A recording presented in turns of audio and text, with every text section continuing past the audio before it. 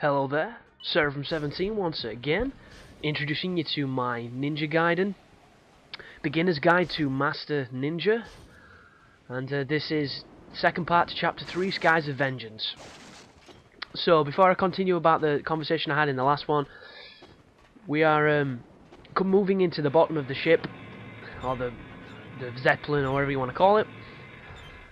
You go up to the crank. As soon as you start cranking it, these guys are going to turn up. If you hit the box at the start, you will be able to get some essence to charge an ET or an UT, depending on how much you opened up early on.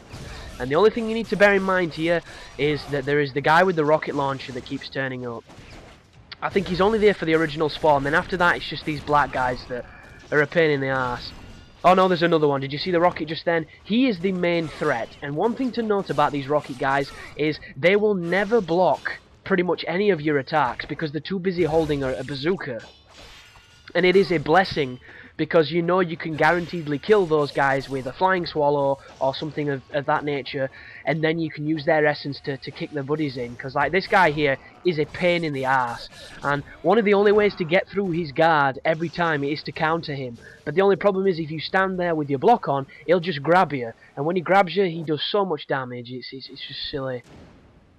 But there's some arrows over there for your bow, because there's one of the bigger bullshit parts of these games is when they expect you to do something silly like platforming or cross an area, and they'll put a bunch of dudes to shoot at you and just drain your life for no reason. This is one of those moments, and the game has a few of them. It doesn't have as many as the sequel did, but it still has a couple that I would call bullshit. So do not climb on the rope just yet, or these guys will knock you off. As soon as you kill them, you'll see a bunch of guys over there, and I don't even bother aiming. I just spam the bow, I take some damage. Like I say, I'm not trying to show you guys how to do this without taking damage, or how to do this looking like, you know, Jesus. I'm just showing you how anybody can approach it.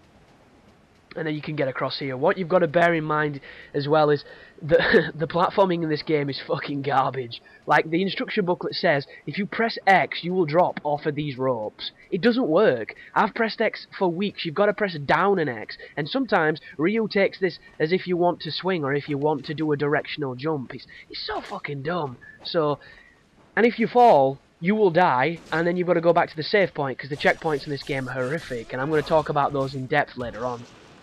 That right there that you just saw me do is called the Blade of Nariti, and it's the same as the Azuna drop, but instead of pressing the triangle at the end, you press square instead, and you'll do a spinning like cartwheel down into the ground, which does damage. It's one of the better combos with the Dragon Sword to do a lot of damage, and it's a nice bit of mix-up instead of just doing nothing but Azuna drops. Do bear in mind, you do leave yourself vulnerable when you're coming down, so just be careful. And right there, I would probably say don't open that box unless you need the life from the bats, because if they touch you, they blow you up and they do a lot of damage. And this railing next to me, you can jump over it, you can fall over it, and you will die. So you want to be super careful on this section. I've died many a times just by doing silly jumps, and it's a little bit frustrating, but it's kind of the essence of what Ninja Gaiden is. But in the previous video, I basically said to you, using items is not a bad thing, and farming for items is perfectly fine.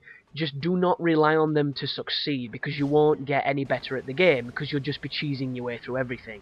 And I mean this within reason. If you're struggling with something, and it's giving you a lot of trouble, and you can't seem to beat it, and you've been there for like an hour, feel free to use more items than you normally would, because I would not advocate frustration over anything. I mean, look at that, nearly Azuna dropped off the edge, goodness me.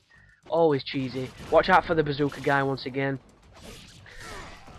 I would just say try and use items intelligently. How I generally use them is, I try not to use them outside of boss fights. That's generally my thesis. If I do use them, it's because I think I've done well. I think I've had some good fights and I don't want to go back to the checkpoint, so I might use a little elixir to keep my life just high enough that I'm confident, because when my life gets low on these games, I tend to panic. I'm not very composed when I come to very close to dying. Which is kind of funny considering a lot of the strategies you're going to be seeing involve low life, unlaboured flawlessness, but I'll explain that later. But when it comes to the boss fights, I try to beat bosses without using items. I try hard, and I tried hard for this guide, but there's some of them that I just couldn't do because they were frustrating. And the reason they were frustrating is because the checkpoints were generally before the boss, so I had to do something to get to them. And the amount of times that I did that thing to get to the boss pissed me off so much that I ended up using more items than I probably should, and I got to that point where I was like, I'm sick of doing this to fight this boss. If the checkpoint was better, I would have got a better boss fight, I would have tried my best with the boss, and I would have played it until I got something better recorded, but I got to the point where frustration set in, and I used a lot of items. So, it kind of sucks, because I can safely say now, guys, that I have recorded the entire guide. I've beat Master Ninja, which is a lovely feeling. For the most, I'm proud of it, but at the same time, I'm disappointed with a lot of the boss fights, because there's a lot of Talisman of Rebirth usages later on in the game when I come across bosses that are a pain in the ass, and there's a couple of gauntlets where I've used them, and I know for a cert if I'd have had, you know, if the checkpoint had been at the start of the boss fight, I would have got a much better boss fight. I would have learned the boss, I would have spent longer, and I would have had more fun, but because it wasn't, I just got to the point where I was pushing past it, and I was just, you know, fuck this, I just want to do this now, this is just... I'm not having any fun, I just want to do it and get on to the next thing. This boss is not fair, this is cheesy, and I kind of did that. So, that is just an insight to how this game can, you know, demoralise you sometimes, and it's hard not to let it do that, but it kind of did for me, and there's a couple later on that you're going to see that you can tell that that's what happened, but... Going back to the previous point, the more essence you have, the better, but at this point in the game, you don't need that much essence, because there's not that much to buy. And if you follow my video, and you know, because who knows, this might inspire you to go back to Ninja Gaiden and try the harder difficulties, and you might do like what I do, and really get into it, and want to beat it. But if you are following what I do, towards middle game, we're going to have enough essence to buy whatever we need, and it's going to get to the point where... if you ever need to replace an item, because I've got this thing where I love to have full items for some reason, I just feel like I feel more comfortable when I've got full items. I literally have enough essence to go back to Muramasa and just stock back up, and you'll notice that when I go to a chest that's got an item in it and I don't have, you know, enough space for the item, if I don't have full life, I will just literally use the item and then pick it up out of the chest, because I hate leaving unopened chests. That's another little pet peeve that I've got. It's kind of like a compulsion of mine. But off of that topic anyhow, I'm just going to take a sip, because my voice is shot to shit at this moment in time. I've been doing a little bit too much shouting. I wonder why. But this right here, if you're wondering, this is a Fiend challenge, and it's in the room. Once the alarm goes off on the airship, if you go back to this place that you started the level, use the save point and then come into the back door with the ID key, it will let you into this room, and it's basically enemies are going to jump through the windows and attack you, and you just have to kill them all. And to begin with, this is really fun, because it enables you to practice fighting these white soldiers, and if you've not fought them before, or you've not fought them as aggressive as they are on Master Ninja, it's a nice opportunity to work on your counterattacks, and work on your wind pathing, and your on-landing charges and stuff, and just getting back used to the game and used to fighting enemies. The only problem is, halfway through, a bunch of the black guys turn up, and a bunch of grenade launcher guys turn up, and as soon as they turn up, it stops being fun. Because you're getting rushed by the white guys, the grenade launchers are shooting you from a distance, and the black guys are trying to grab you. So, it kind of goes a little bit to hell then. But, as I mentioned in the past video, if you want to farm essence here, just kill as many as you can. As soon as you start getting uncomfortable with how many you're taking on, just leave through the door, you'll keep all the essence, use the save point, come back in, and it'll start from the beginning, and it'll enable you to get as much essence as you want. I did not do that at this point, but there are some points coming up where certain areas that I'll be showing you the best area to farm essence to get the wooden sword upgrades, and I will not be putting that in the videos though, because I'll be trimming those out. There's a couple of sections where I go back to Muramasa statues, and I go back to certain areas and things like that I'm not going to be showing, and this is going to be the first and last of the Fiend challenges that I show as well, because a lot of them are just this, they're just spamming the UTs, and as much as I enjoy doing it, because I do enjoy it, it's not the most fun thing to watch, and unless you understand the real nuances of the game, it's probably just going to look like I'm jumping around and going Super Saiyan and shit, so it's probably not the most enjoyable thing to watch. But if you're going to take this on, you will get a Life of the Thousands Gods, which does increase the size of your tiny life bar, which is very important early on. And there's a couple that give you this item, but I don't know which ones do. I just know that there are 3 Fiend challenges, 3 or 4, that I know where they are, I can do them, and they give me healing items. They give me the ability to increase my life, so they're the ones that I do. But I'm not going to be doing all of them, because some of them give you upgrades to your Nimpo and stuff like that, and I generally don't use Nimpo. Oh, there we go, there's a grab. Cheeky bastard.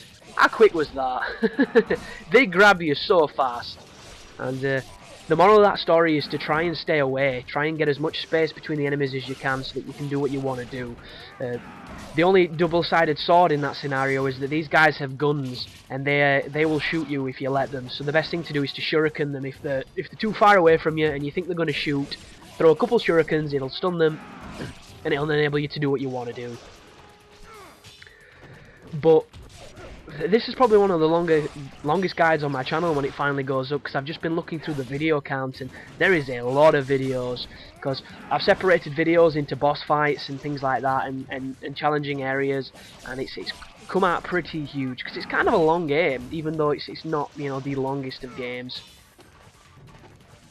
And it's hard, which is always enjoyable. But a couple of the parts that I was really intimidated by turned out to not be so bad. And I was kind of surprised about that. Like, the one bit that I was dreading was the core gauntlet at the chapter 18. And what this is you go through a circular building that's mapped with skulls and things, and each of the staircases lead to a room where you have to fight a bunch of dudes. And it's a circular room, it's like a donut, and the camera's generally really bad, it's really close quartered. And they put you against the biggest enemies for some reason. It's just like, why would I take on these giant dinosaurs in this tiny fucking room? I just wouldn't. It's not logical, man. And they prove to be pretty challenging because they mix a lot of enemies together. And that bit was hard, but the hardest part about it was I kept forgetting to record the fucking fights. Because I did a section where I ran all the way back to a Muramasa shop to buy my items back, because I used a few on a boss fight.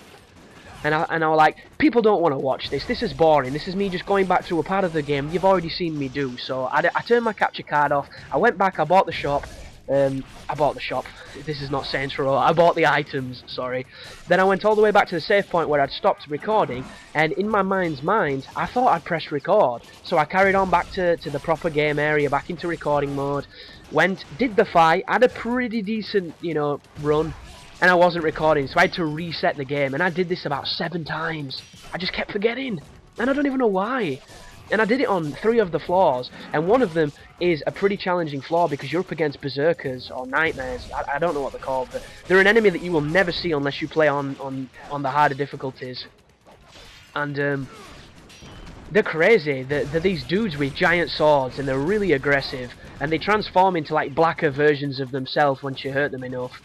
And you never fight them with anything else, or more than one at a time, unless you do the Fiend challenge. I mean, look at this right now, I'm getting my ass shut in here. Goodness me, this is getting a bit sloppy.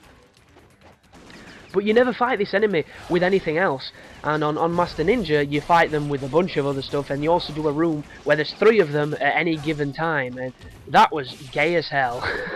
I didn't like it at all, but it wasn't as hard as I thought it was going to be. And then there's the Marbus Gauntlet, which is potentially one of the hardest parts of the game, because what you have to do is you have to literally take on, I think it's 3 bosses in a row and 2 enemy fights. And if you die, you go all the way back to before you started the very first encounter. And not to mention, it's against 2 bosses that you don't fight unless you're playing on Master Ninja. So you can't even be prepared for the fights, because you've never fought them before. So you're going in blind. And that's one of those fights where I did the first one pretty well, I did the second one atrociously, and then I got to the final one, and because I'd done so much, I used a couple more items than I wanted to, because I didn't want to do all the fights again. And I had one philosophy when I started making these videos, and that was, I know this is not going to be the best guide on YouTube, I know this is not going to be, you know, the one that helps people the most or shows the most skill, but it's going to be the most genuine one. And I don't want to diminish anybody else's achievements by saying this, I just mean that what you see in the game is what I did. There's no bullshit to it, there's no, you know, hidden real strategy of how I got through it. And one thing I wanted to adhere to was the boss fights. I didn't want to use talismans on them, so what I did is I reset when I used them, because you can't turn them off, and it pisses me off to high heaven, but it's something I'm going to talk about later, that. But I didn't want to record me using talismans against the bosses. I wanted to try and beat them as best I could. but I also wanted the first time that I succeeded against them to be the one that I uploaded, the recorded one, because it generally showed that I had a bit of struggle, but I overcame, and that way I could tell you what the strategy was meant to be, and I could show you how it turned out in the end, because as we know, doing and saying are completely different things, and this works out for a lot of the bosses, but some of them, it just makes me want to go back and do them again, and I don't know. I don't know why I'm so. It's not ashamed. It's just disappointed, and it's just really strange. It must be the ego in me. But thanks for watching, guys. The next video is a boss fight. I do apologise if the Fiend challenge was a little bit boring, but I'm not going to be showing any of the future ones. I'm just going to tell you where they are and what to do. But you take care now.